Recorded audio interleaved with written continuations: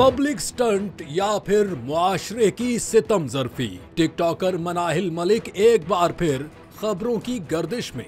पहले video leak हुई, TikToker पशिमा हुई, मुआफी मांगी। अब दोबारा मनाहिल मलिक की नाज़ेबा वीडियो लीक हो गई। लाखों फॉलोअर्स वाली टिकटॉक सेंसेशन मनाहिल मलिक एक बार फिर मुतनाज़े वीडियो लीक के तूफान में घिर गई हैं। रमजानुल मुबारक में उम्रा अदा करने और ईद मनाने के बाद अब उनकी एक और निजी वीडियो सोशल मीडिया पर वायरल हो गई है, जिसने सारिफीन में इश्तियाल को जन्म दे दिया है। मौजूदा वाक़े पर मनाहिल ने अपने दिफा में कहा है कि ये तमाम वीडियोस मसनूई ज़हानत यानी AI के जरिए तैयार की गई हैं। उनका कहना है कि मैंने FIA में इस सिलसिले में शिकायत दर्ज करा दी है और उम्मीद है कि मुजरिमान जल्द ही कानून के शिकंजे में आ जाएंगे। याद रहे कि गुज़िश्ता साल अक्टूबर में भी ऐसी ही कई वीडियोस लीक हुई थीं, जिसके बाद उन्हें तनकीद का निशाना बनाया गया था और मनाहिल मलिक ने आर्जी तौर पर सोशल मीडिया छोड़ने का ऐलान किया था।